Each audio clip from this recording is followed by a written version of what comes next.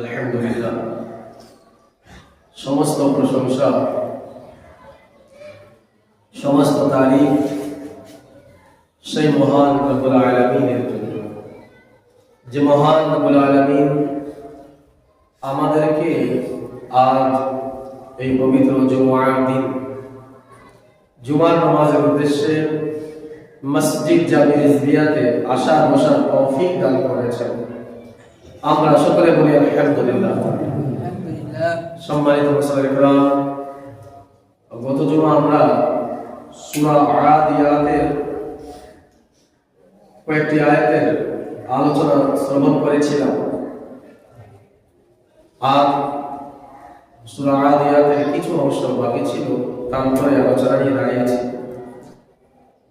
গত জুমার কিছু আলোচনাগুলো স্মরণ করে দিই, আগের দিকে আমরা ইনশাআল্লাহ আমার কথা এগিয়ে যাব। আল্লাহ রাব্বুল আলামিন ইরশাদ করেন, ওয়াল আদিয়াতি দবহা, শপথ ওই সমস্ত ঘোড়াগুলো যারা দ্রুত বেগে ঊর্ধ্বশ্বাসে দৌড়ায়, ফালমুরিয়াতি কদহা, যাদের পথে আঘাতের কারণে আগুনের ফুলকি ছড়ায়, ওয়াল আদিয়াতি দবহা ফালমুরিয়াতি কদহা ফালমুগিরাতি সুবহা, যারা প্রভাতকালে আক্রমণ করে তাদের শপথ, ফাআসাবনা বিহি নাকআ, এবং শপথ ওই সমস্ত ঘোড়াগুলো যাদের দৌড়ানোর সময় ধুলোবালিগুলো উড়ে, ফাওয়াসাতনা বিহি জামাআ,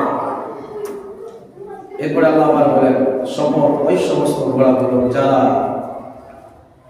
দুশমনের অভ্যন্তরে ঢুকে পড়ে। এই পাঁচটি আয়াতের মধ্যে আল্লাহ রাব্বুল আলামিন শুধুমাত্র ওই ঘোড়াগুলো কসম করলেন, যে ঘোড়াগুলো যুদ্ধের ময়দানে দৌড়ায়, তাদের প্রত্যেকটি কাজগুলোকে আল্লাহ রাব্বুল আলামিন এক একটি করে তারা কিভাবে দৌড় দেয়, তাদের পায়ের আঘাতে তারা যখন পাথরে দৌড় দিলে আগুনের ফুলকি ছড়ে, মাটিতে দৌড় দিলে ধুলাবালি উড়ে, তারা কিভাবে আক্রমণ করে দুশমনদের অভ্যন্তরে গিয়ে পৌঁছিয়ে যায়। এই পাঁচটি বিষয় নিয়ে আল্লাহ রাব্বুল আলামিন বলার কসম এই সমস্ত ঘোড়াগুলো। আল্লাহ রাব্বুল আলামিন ঘোড়ার কসম কেন করেন? আমি গত জুমায় বলেছিলাম ৩০০ বেশি প্রজাতির ঘোড়া আছে, কিন্তু এই ঘোড়াগুলোর কসম আল্লাহ রাব্বুল আলামিন কেন করেন? কি আছে? বাস শুধুমাত্র এটাই যে এই ঘোড়াগুলো যুদ্ধের ময়দানে গিয়েছে তার মালিকের আদেশে। ঘোড়া আশরাফুল মাখলুকাত না, আছে নাকি? মানুষ আশরাফুল মাখলুকাত, ইনসান আশরাফুল মাখলুকাত, ঘোড়া আশরাফুল মাখলুকাত না। কিন্তু এরপরেও ওই ঘোড়াগুলোর কসম আল্লাহ করলেন যে ঘোড়াগুলো রাসূলুল্লাহ সাল্লাল্লাহু আলাইহি ওয়াসাল্লাম সাহাবাদের পিঠের নিচে ছিল, পায়ের কাছে ছিল। তো বোঝা যায় যদি সেই ব্যক্তি সেই জিনিস জাতের ঘোড়া যদি হয়ে থাকে আর আল্লাহর নৈকট্যবান বান্দাদের সঙ্গে যদি হয়ে যায়, আল্লাহ রাব্বুল আলামিন তারও মাকামকে বুলন্দ করে দিয়ে থাকেন। ঘোড়া আছে, জাতের যদি কুকুর হয়ে থাকে, কুকুর, কিন্তু সেই কুকুর যদি কোন আল্লাহর নেক বান্দার সঙ্গে চলে আসে, আল্লাহ রাব্বুল আলামিন ওই কুকুরের আলোচনা কোরআনুল কারীমে করে দিয়েছেন, ওয়াকালবুহুম বাসিতুন যিরাআইহি বিল ওয়াসীদ। তো ওই কুকুরটি কিভাবে ওই সাহাবী কাহফের সঙ্গে যে কুকুর ছিল তার আলোচনা আল্লাহ রাব্বুল আলামিন করে দিলেন। ওই একটি পিপীলিকা ছিল যে হযরত সুলাইমান আলাইহিস সালাম যখন ভ্রমণ করছিলেন, তখন ওই পিঁপড়াটি হযরত সুলাইমান আলাইহিস সালামকে ৩০০ মাইল দূর থেকে দেখার পরে পিঁপড়াটা বলছে যে তোমরা নিজ নিজ ঘরের ভিতরে ঢুকে পড়ো। আল্লাহ রাব্বুল আলামিন ওই পিঁপড়ার কথা বললেন, বাস কেন ওই পিঁপড়াগুলোর কি কাজ ছিল? আল্লাহ রাব্বুল আলামিন কোরআনুল কারীমের মধ্যে একটি উটের আলোচনা করেছেন। সেটা সবার উট না, হযরত সালেহ আলাইহিস সালামের উট নিজে ছিল। এদের আলোচনা কেন আল্লাহ বোঝাতে চাচ্ছেন? যদি সেটা পশু হয়ে থাকে, প্রাণী হয়ে থাকে, সেই প্রাণীগুলো যদি আল্লাহর নৈকট্যবান বান্দা, আল্লাহ ওয়ালাদের সঙ্গে যদি সম্পৃক্ত হয়ে যায়, আল্লাহ রাব্বুল আলামিনের নিকটে ওই জিনিসগুলোর মকাম মর্যাদা অনেক হয়ে যায়। আল্লাহ তাদের মকামকে বুলন্দ করে দিয়ে থাকেন আল্লাহ ওয়ালাদের। তাই প্যারে হাতের চিন্তার বিষয়, প্রাণীরা যদি আল্লাহ ওয়ালাদের সঙ্গে হয়ে গেলে, তাদের মকাম যদি বুলন্দ হয়ে যায়, আশরাফুল মাখলুকাত যদি আল্লাহ ওয়ালাদের সঙ্গে হয়ে যাবে, আল্লাহ রাব্বুল আলামিন তাদেরকে আর কোনো উঁচু মকাম দান করেন। আল্লাহ রাব্বুল আলামিন এই 5 আয়াতের মধ্যে ওই ঘোড়াগুলোর কসম করলেন। আর কসমের কথা যখন চলে এসেছে, এই পুরো কোরআনুল কারীম আপনি দেখবেন আল্লাহ রাব্বুল আলামিন কসম করলেন নবী সাল্লাল্লাহু আলাইহি ওয়াসাল্লামের চেহারা মোবারকে ওয়াদ-দুহা বলে, নবী সাল্লাল্লাহু আলাইহি ওয়াসাল্লামের চুল মোবারকে কসম করেন ওয়াল লাইলি ইযা সাজা বলে, নবী সাল্লাল্লাহু আলাইহি ওয়াসাল্লামের বয়সের কসম করেন লা'আমরুকা ইন্নাহুম, বয়সের কসম আল্লাহ রাব্বুল আলামিন করেন।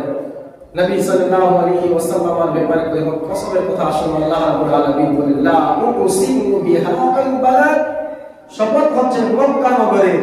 মক্কা শহরের কসম কি ওটা চিন্তা করতে পারতো যে আল্লাহ রাব্বুল আলামিন মক্কা শহরের কসম কিসের জন্য করলেন? হতে পারে ওই মক্কাতে কাবা আছে, হাতিম আছে, মেজাব আছে, ওই মক্কার মধ্যে সাফা মারওয়া আছে, জমজম আছে, হাতিম আছে, ওই মক্কা শহরের মধ্যে মাকাম ইব্রাহিম আছে।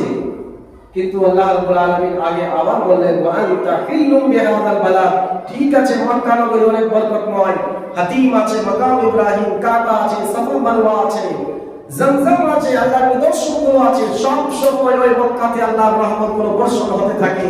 কিন্তু কসম এই জিনিসগুলোর জন্য আল্লাহ রাব্বুল আলামিন ওই মক্কা নগরীর কসম করেননি।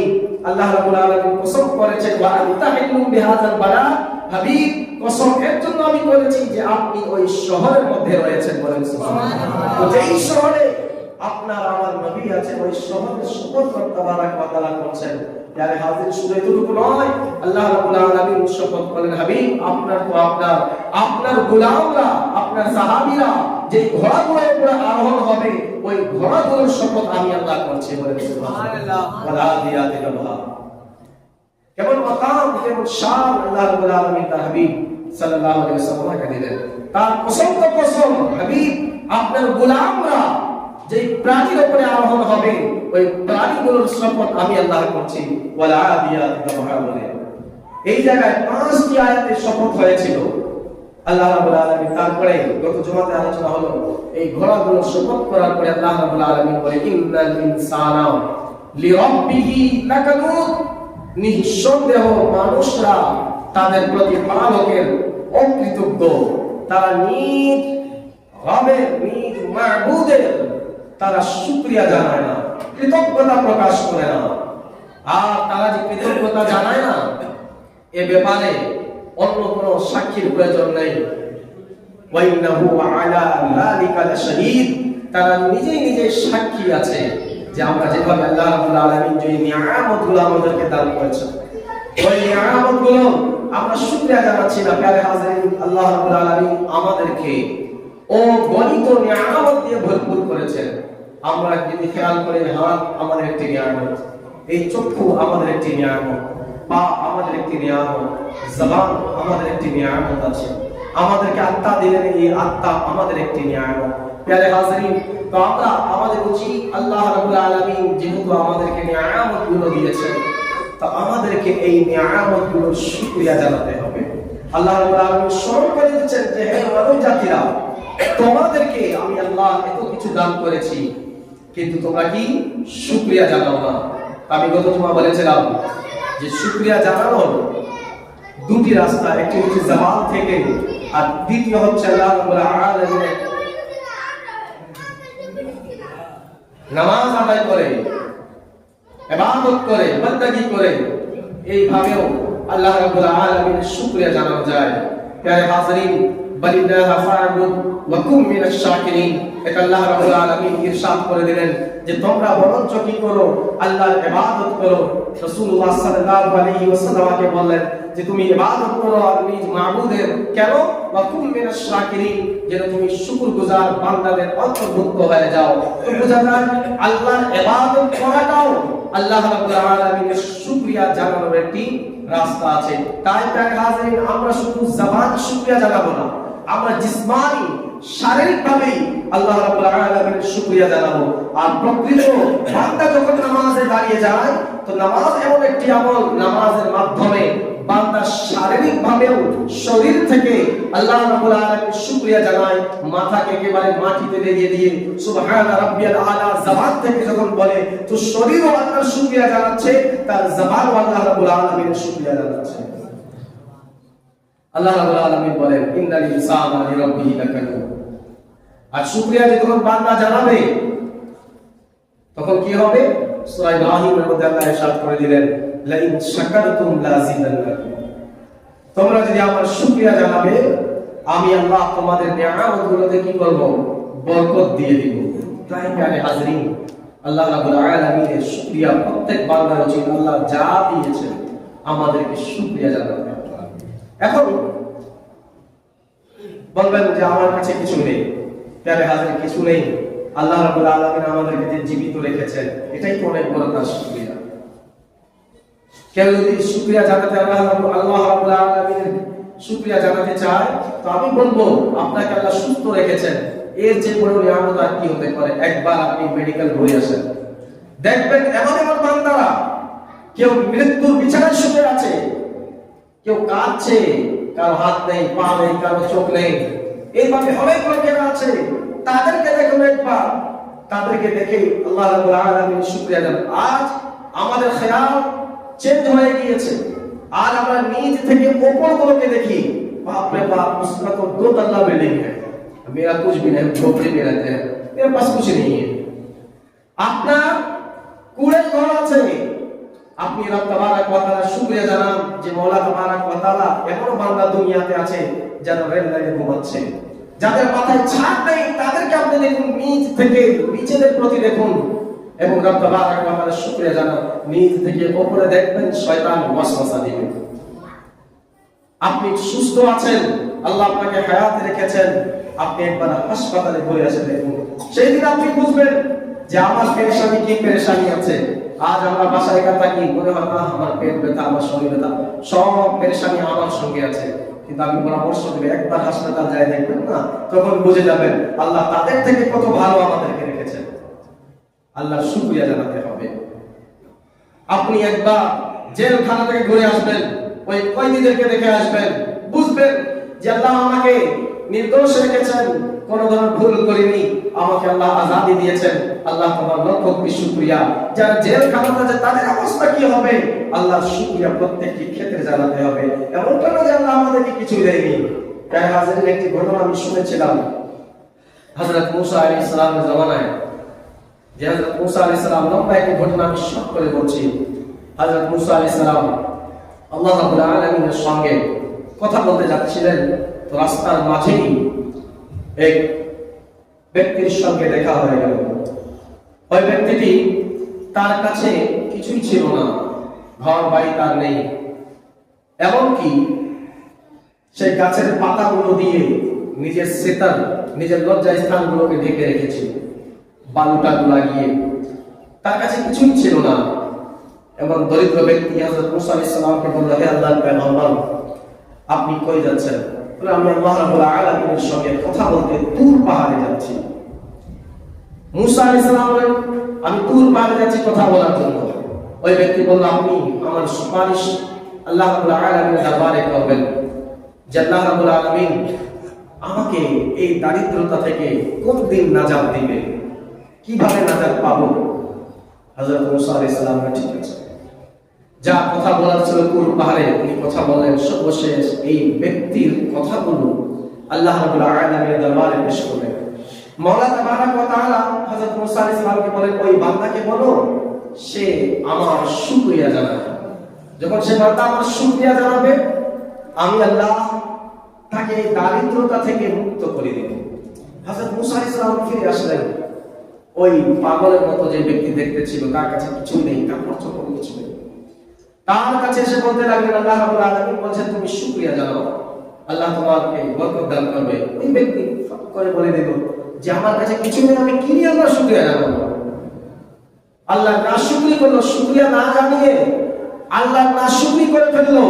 এমন সময় জোরে একটি বাতাস চলে আসলো, যেই পাতাগুলো দিয়ে সে নিজের শরীরগুলোকে ঢেকে রেখেছিল সেটাও তার কাছ থেকে দূর হয়ে গেল।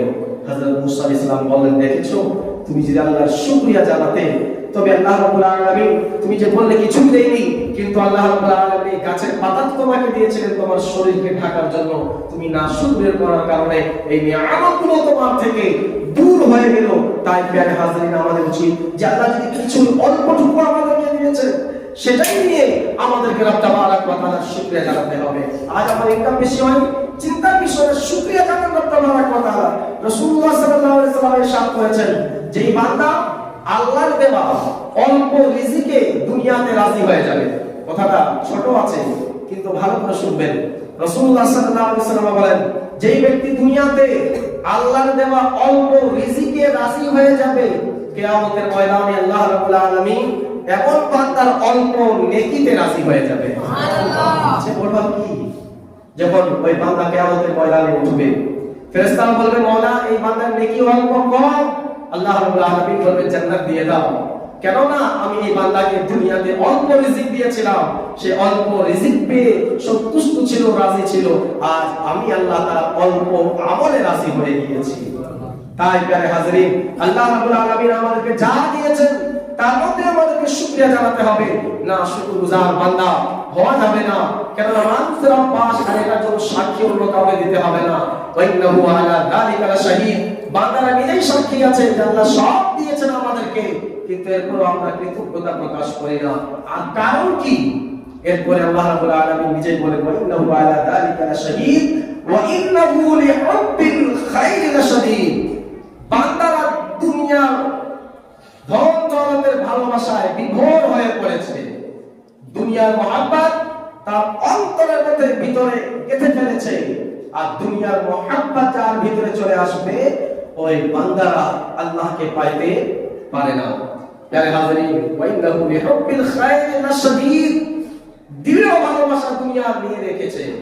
আর হাকিকাতে যদি দুনিয়াকে দেখা যায়, দুনিয়া কি আছে? দুনিয়া একটি ধোঁকা আছে। দুনিয়া কি আছে? ধোঁকা। আমি দুনিয়াতে যা কিছু করলাম, যেমন ভাবে দুনিয়াতে বিল্ডিং, বাসা সব কিছু বানিয়ে ফেললাম, কিন্তু যেদিন ইন্তেকাল করব সেদিন সব কিছুই ছেড়ে চলে যেতে হবে। এটা দুনিয়ার এক ধরনের স্বপ্নের মতো। যেভাবে স্বপ্নতে বান্দা দেখে আমি বিশাল একটি অট্টালিকা, বিশাল একটি বিল্ডিং, বাসা তৈরি করে নিয়েছি, মহলে থাকি, আরাম ভাবে খাওয়া দাওয়া করছি, আমার আশেপাশে চারপাশে অনেকগুলো খাদেম, কিন্তু যখন স্বপ্ন ভেঙে পড়ে তার কাছে কিছু থাকে, সব শেষ। এক সেকেন্ডের মধ্যেই তার স্বপ্ন যখন জাগ্রত বান্দা হয়ে যায়, তার ওই খেয়াল, তার ওই স্বপ্ন সব শেষ হয়ে যাবে। তো দুনিয়াটা মানুষের ওই স্বপ্নের নেই। আজ আমরা যাহা কিছু দেখছি, যেদিন নিঃশ্বাস আমাদের বন্ধ হয়ে যাবে, অর্থাৎ মৃত্যু যেদিন আসবে, দুনিয়া আমাদের স্বপ্নের মতো হয়ে যাবে। একটি পয়সাও আমরা নিয়ে যেতে পারবো না। খালি হাত দুনিয়াতে এসেছিলাম, আবার ওই খালি হাত আমাদেরকে কবরে নামিয়ে দিবে। সঙ্গে কি যাবে? আমাদের যা নেকিগুলো, যা আমলগুলো আমরা করেছি, সেই নেকি, সেই আমলগুলো আমাদের সঙ্গে ওই কবরে চলে যাবে। তাই প্রিয় হাজরিন, এই দুনিয়ার মহব্বত আমাদেরকে নিতে হবে না।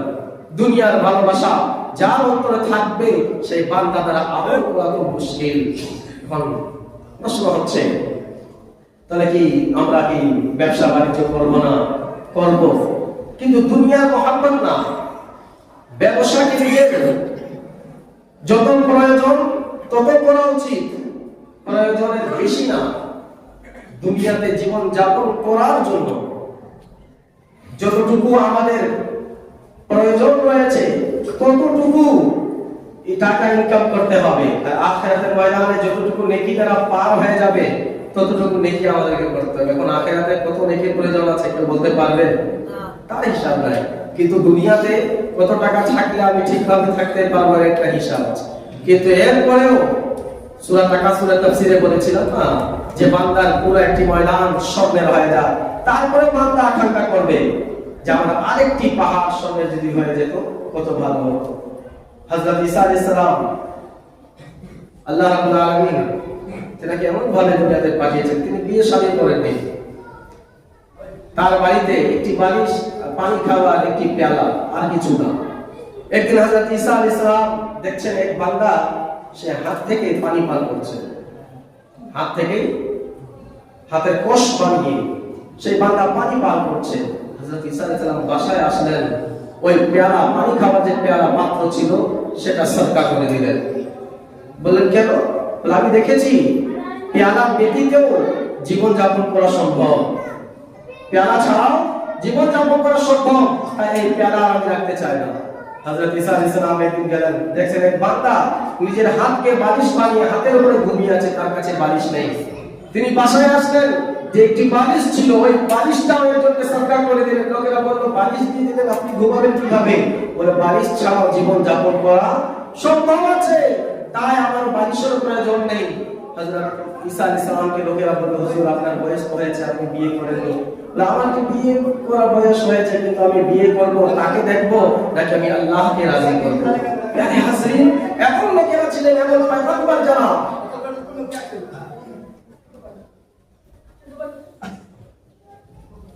আল্লাহ এবং তার রাসূল কে রাজি করার জন্য আমাদেরকে করতে হবে যে দুনিয়ার মহব্বতে বলতে রাখতে হবে অন্তরের ভিতরে। হ্যাঁ, যতটুকু প্রয়োজন আমাদেরকে জীবন যাপনের জন্য ততটুকু আমাদের প্রয়োজন। যতদিন একটি নৌকা, একটি কশতি পানির উপরে থাকবে ততদিন পর্যন্ত ওই নৌকাটি ঠিক থাকবে, আর যেদিন ওই নৌকার ভিতরে পানি চলে আসবে আর ওই নৌকা টিকে থাকতে পারবে না, ডুবে যাবে। রাসূলুল্লাহ সাল্লাল্লাহু আলাইহি ওয়াসাল্লাম এই মিসাল দিয়েছেন। তেমনি ভাবে এই পৃথিবী, এই দুনিয়াটা হচ্ছে কি পানির মতো, আর জীবন হচ্ছে ওই নৌকার মতো। যতদিন তুমি পানির উপরে থাকবে তোমার জীবন দুনিয়ার উপরে থাকবে, তুমি ঠিক আছো। আর যেদিন দুনিয়া ভিতরে চলে আসবে সেই দিন ধ্বংস হয়ে যাবে, ডুবে যাবে। তাই প্রিয় হাজরিন, আমাদের উচিত যতটুকু আমাদের প্রয়োজন। আজ আমাদের একটি চিন্তাধারা যে আজ যদি আমি বড় একটি পজিশনে পৌঁছে যাই তবে তো আমার টাকা পয়সা কোনো হিসাব থাকবে না, সব কিছুই আমার।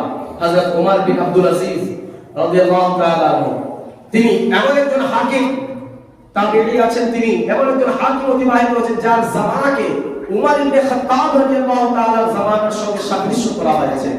যেভাবে আদল ইনসাফ ফারুক আযম রাদিয়াল্লাহু তাআলা আনহুর জামানায় ইসলাম প্রসার হয়েছিল, উমর ইবনে আব্দুল আজিজ রাদিয়াল্লাহু তাআলা আনহুর জামানাতেও তেমনি ভাবে ইসলামের খিদমত হয়েছিল। একদিন হযরত উমর ইবনে আব্দুল আজিজ তিনি তার মেয়েকে আওয়াজ দিলেন যে পানি নিয়ে আসো, কিন্তু তার মেয়ে বাসা থেকে বের হচ্ছে না, তার বাবার কাছে আসছে না। দ্বিতীয়বার আবার আওয়াজ দিলেন পানি, কিন্তু তার মেয়ে আসলো না। তৃতীয়বার আবার আওয়াজ দিলেন, তো হযরত উমর ইবনে আব্দুল আজিজের স্ত্রী পানির পাত্র নিয়ে তিনার কাছে চলে আসলেন। হযরত উমর ইবনে আব্দুল আজিজ তিনি বলতে লাগলেন, আমি তোমাকে তো ডাক দেইনি, আমি আমার মেয়েকে ডেকেছিলাম, তুমি কেন এসেছো? তোমাকে ডাকলে তখন তুমি আসলে। তো তার স্ত্রী চোখ থেকে পানি ঝরতে লাগলো আর বলতে লাগলো যে আপনার মেয়ে লজ্জায় আসছে না, আপনার মেয়ের শরীরে যে কাপড়টি আছে ওই একটি মাত্র তার কাপড়, ওটাও ছিঁড়ে গিয়েছে। আপনি আওয়াজ দিয়েছেন জলদি জলদি করে, সে নিজের কাপড়টি সেলাই করছে যেন আপনার কাছে আসতে পারে। আল্লাহু আকবার। চিন্তার বিষয়, জামানায় তিনি হাকিম আছেন, তিনি আমিরুল মুমিনিন ওই সময়কার, কিন্তু তার কাছে কি অবস্থা বাসা? তার মেয়ের কাছে একটি কাপড়, সেটাও আবার ছিঁড়া। কিন্তু আজ যদি সামান্য এলাকার কেউ নেতা হয়ে গেল, তার অবস্থা আবার কি হয়ে যাবে? फैसला करना है आज से 10,000 उससे 5,000, जो वैसे दिया उसके तरफ फैसला, काम खत्म। इल्ला माशाअल्लाह, সবাই এরকম হয় না। প্রিয় হাজরিন, আজ তো এর জন্য শিখতে মারামারি। আজ যদি আমি বলি সত্য কথা, যদি আজ চেয়ার যদি এর জন্য পাওয়া যেত যে আমার টাকা দিয়ে আমি লোকজনের খিদমতে থাকবো, কেউ চেয়ারের কাছে আসতো না। আর চেয়ার নিয়ে মারামারি এর জন্যই যে আজ ওখান থেকে আমি কিছু পাবো, সবার উপর আমি হুকুমত করবো, আমার শাসন হবে সবার উপরে। যদি নিজের কিছু দেওয়ার থাকতো 10 টাকা তো মসজিদে আসবে না। তবে চেয়ার নিয়ে তো মারামারি কেন? এত টাকা খরচ কেন? কিছু না কিছু ব্যাপার আছে। প্যারে হাজার, আমি সোজা কথা বলি, কাউকে ইঙ্গিত করে ভাই আমাদের কোনো অভ্যাস নাই। প্যারে উমর ইবনে আব্দুল আজিজ তাদের জীবন যখন পড়বেন, হযরত ফারুক আযম হযরত উমর ইবনে খাত্তাব রাদিয়াল্লাহু তাআলা এর জীবন আপনি পড়বেন, তখন আপনি দেখবেন উমর ইবনে আব্দুল আজিজের জীবন আপনি পড়বেন, হযরত উমর ফারুক রাদিয়াল্লাহু তাআলা আনহুর সময় যখন তিনি বয়স তার বেশি হয়ে গেল, সাহাবা کرام রাদিয়াল্লাহু তাআলা আলাইহিম আজমাইন, তিনি আমিরুল মুমিনিন ছিলেন ওই সময়। সাহাবারা তাকে দেখলেন যে তার নাতিপুতি হয়েছে, এখন তার যে বাইতুল মাল থেকে আমিরুল মুমিনিনের যা তার ছিল বেতন ছিল, সেই বেতনে তার সংসার চলছে না, কষ্ট হয়ে যাবে, ওই অল্প বেতনে তার সংসার চলবে না, কষ্ট হয়ে যাচ্ছে। সাহাবা کرام মসজিদে নববীতে বসলেন, পরামর্শ করতে লাগলেন আর বলতে লাগলেন যে দেখো আমিরুল মুমিনিন ফারুক আযম, আমরা যা বাইতুল মাল থেকে বেতন হয় কিনা, নাতিপুতি ওয়ালা এখন হয়ে গেছে, বিয়ে শাদী হয়েছে, নাতিপুতি তার ছেলেদের বিয়ে হয়ে গেল, এখন তিনি এই টাকাগুলো দিয়ে তার সংসার ঠিক মতো চলে না, কষ্ট হয়, এক কাজ করা হোক, তিনার বেতন কিছু বাড়িয়ে দেওয়া হোক। এই চিন্তা কি খারাপ না ভালো? যারা বলুন না ভালো। সাহাবা کرام পরামর্শ করলেন, কিন্তু মসলা वही है कि बिल्ली के गले में घंटी बांधे हो। ফারুক আযম তার সামনে যাবে কে? পরামর্শ তো সবাই দিল, কিন্তু এই প্রস্তাবটি নিয়ে হযরত ফারুক আযম রাদিয়াল্লাহু তাআলার সামনে যাবে কে? সবাই সাহাবা کرام পরামর্শ করলেন যে উম্মুল মুমিনিনের মধ্য থেকে ফারুক আযমের একটি মেয়ে হযরতে হাফসা বিনতে উমর, তার কাছে গেলেন, বলেন আপনি উম্মুল মুমিনিনও আছেন, নবীর স্ত্রীও আছেন, এবং আপনি ফারুক আযম রাদিয়াল্লাহু তাআলার মেয়েও আছেন, আমরা এই প্রস্তাব করেছি, এই কথাটি বলেছি, আপনি এই প্রস্তাবটি তাকে গিয়ে দিয়ে দেন। হযরতে হাফসা রাদিয়াল্লাহু তাআলা আনহা তিনি তার বাবার কাছে আসলেন, আসার পরে সালাম কালাম হলো, এই প্রস্তাবটি দিলেন যে সাহাবা کرامরা বসেছেন, আপনার বেতনের কথা বলেছেন। ফারুক আযম বসেছিলেন, রাগের মাথায় দাঁড়িয়ে গেলেন, চেহারাগুলো লাল হয়ে গেল, লাল এমন অবস্থা যে মসজিদের নববীতে বসে আমাকে দুনিয়ার কথা বলা হচ্ছে, আমার টাকা পাওয়ার কথা বলা হচ্ছে, দুনিয়া পাওয়ার কথা বলা হচ্ছে, কে বলেছে তাদের নাম বলো, এই ফারুক আযম তাদেরকে চাবুক মারবে। आज यदि टाका पैसे की बात हो तो हम खुश हो जाते हैं। ফারুক আযম রাগ হয়ে গেলেন, বলল আজ যদি এই খবর তুমি না নিয়ে আসলে, আমি কসম করে বলছি চাবুক দিয়ে আমি তোমাকে প্রহার করতাম। হযরতে হাফসা রাদিয়াল্লাহু তাআলা আনহা ক্ষমা চেয়ে ফিরে আসলেন, আমিরুল মুমিনিন তিনি ছিলেন। তো প্যারে হাজরিন, যারা জান্নাতের সার্টিফিকেট পেয়ে গিয়েছেন, তাদের দুনিয়ার সঙ্গে এইভাবে মহব্বত ছিল, আর আজ জানি না আমাদের অবস্থা কি হবে, আর আমাদের ভিতরে কি মহব্বত দুনিয়া এবং দ্বীনের মহব্বত কেমন আছে। ওয়াইন্নাহু লিহুব্বিল খাইরি লাশাদীদ। তো মানুষরা কি আছে, এই দুনিয়ার দৌলতকে খুব ভালোবাসে, কিন্তু আল্লাহ রাব্বুল আলামিন আগে বলে দিলেন, আফালা ইয়ালামু ইযা বুসিরা মা ফিল কুবুর। হে মানব জাতিরা, তোমরা দুনিয়াতে যা কিছু করো না কেন, কিন্তু মনে রেখো হে ইনসানরা, তোমরা কি জানো না, তোমরা কি অবগত নয়, আফালা ইয়ালামু, তোমরা কি জানো না, ইযা বুসিরা মা ফিল কুবুর, কবরের মধ্যে যা কিছু আছে সব কিছুই বের করা হবে, সব বের করা হবে, অর্থাৎ হাসরের দিন, কিয়ামতের ময়দানে যারা যারা কবরে চলে গিয়েছে, যা আছে সব বের হয়ে যাবে। এখানে মান ফিল কুবুর বলা হয়নি, মান যদি থাকতো তবে পুরুষ যারা, মানুষ যারা রয়েছে, মেয়ে পুরুষ যারা আছে তাদের কথা হতো। মা আরবিতে একটি কায়দা আছে, মান জামিল উকুলদের জন্য, জ্ঞানীদের জন্য, যাদের জ্ঞান আছে, বিবেক আছে, আর মা জ্ঞানী অজ্ঞানী জিনিসপত্র সবার জন্য ব্যবহার হয়। আল্লাহ রাব্বুল আলামিন মান না বলে মা বললেন, মা ফিল কুবুর, এই কবরের ভিতরে মাটির নিচে যা আছে, যত সোনা গয়না যা আছে, এমন বর্ণনা করা হয়েছে গাছগুলো নিজের জায়গা থেকে উড়ে যাবে কিয়ামতের সময়, পাহাড় পর্বতগুলো উড়ে যাবে, পরস্পরে ধাক্কা লাগবে। সূরা কারিয়াতে তার তাফসীরের কিছু আলোচনা হয়েছিল, তুলার মতো উড়বে বাতাসে। প্যারে হাজরিন, আফালা ইয়ালামু ইযা বুসিরা মা ফিল কুবুর। এরপর আল্লাহ রাব্বুল আলামিন বলেন, ওয়া হুসিলা মা ফিস সুদূর, এবং তাদের দিলের মধ্যে কি রয়েছে, তাদের অন্তরের ভিতরে কি রয়েছে, সেটাও কিয়ামতের ময়দানে প্রকাশ হয়ে যাবে। আজ তো জি হুজুরি আমাদের অনেক আছে, सामने ऐसा सलाम होगा, भैया आपके जैसा कोई, आपके लिए बहुत इज्जत है, जहां सर फिराए तो फिर खत्म। अब इससे ना मस्जिद का इमाम बाकी है, मस्जिद का खातिब बाकी है ना इलाका का मेंबर बाकी है सवाल